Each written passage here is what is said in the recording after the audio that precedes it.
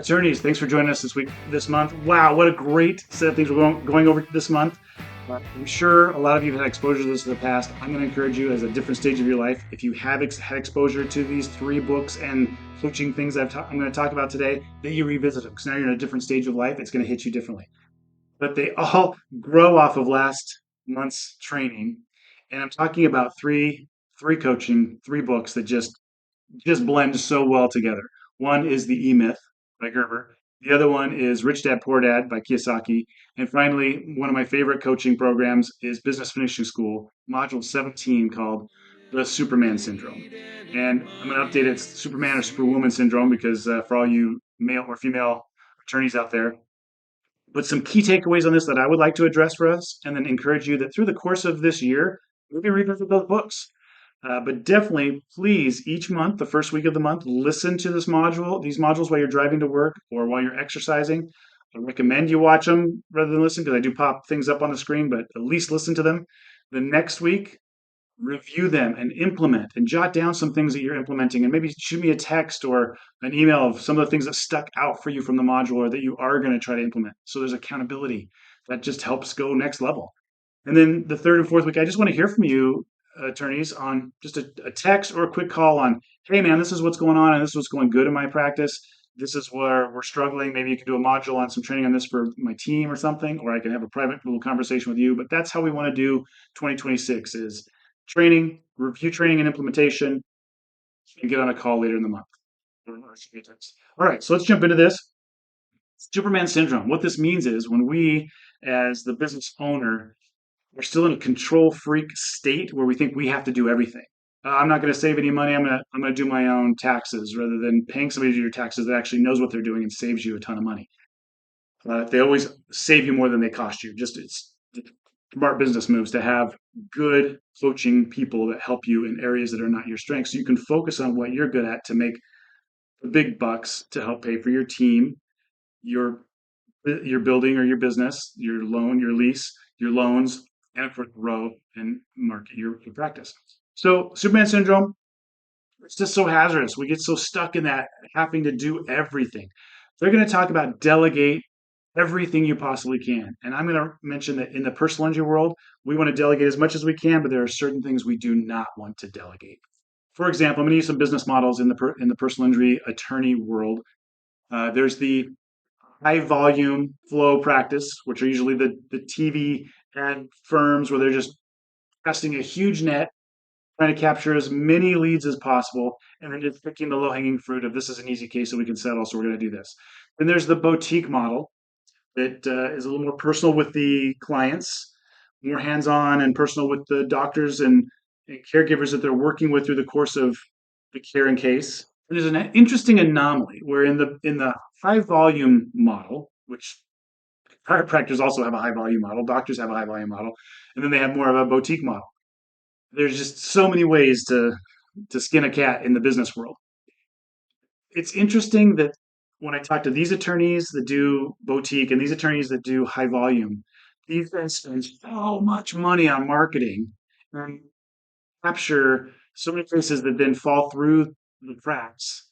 At the end of the year, they don't make any more money than these boutique ones that just have a more personalized.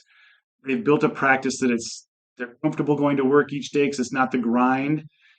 These ones, their whole model is to process a case with less than 3 hours of hands touching it, work touching it. So they have the staff doing everything to prep so that the attorney only has to look it over for about 30 minutes and then go settle a case. So there is a lot of delegation going on in those if you're going to have a finely tuned machine. And that's just one model. I'm not saying it's good or bad. I'm just saying that's one model. This model, there's a lot of hands on, of course, with staff. It's highly trained with systems, simplicity, probability, and leverage. You have to systemize whichever one you're going to do. The boutique one usually has more referrals because of that hands-on case. And these are the ones that are usually willing to go to trial and fight more than the larger firms. So obviously in the Whiplash group, most of our attorneys are the boutique style. Can you grow a boutique huge? Yes, with the right systems in place. So we're talking about keeping things simple, simplicity, probability, and leverage. You'll hear that a lot in the Whiplash group and in Business Finishing School. And we're talking about delegating everything you can, but making sure that you're not delegating so much that the attorneys don't know the client. the case, the nuances. You want to have your finger on the pulse through the course of care. You want to get the notes early from the doctor so you know what's going on and know where to help communicate with caregivers to help nurture co-referrals and build that case better than waiting till the end and just trying to go, oh, there's not a good case here after all these years. I guess I'm just going to try to settle it as best I can because it's a crapshoot. Over here, you can actually help build the case. Much more comfortable way of doing business in the personal injury world. So delegate as much as you can. That requires having proper systems rather than having managers that manage by personality. You have managers that manage by systems. So you have that simplicity, probability, and leverage. The systems then, when that person leaves, somebody else can then train with the system or help hand down the training of those systems to somebody. For everything from a system on how you answer the phone with scripts and certain things, to a system on how you hire, that there's certain steps you do for hiring and firing. So your HR group has their own systems, your marketing group has their systems, your case processing and management has their systems. Sometimes you have to have management over multiple systems, but it all starts with you, attorneys. If you're the kingpin, what are your systems in training other attorneys to work with you or under you? What are your systems in training management in your different categories to work under you? Without systems, it's management by chaos. And for simplicity, probability, and leverage, you want to have systems for your management. So you're managing by systems. So your managers can then manage by systems.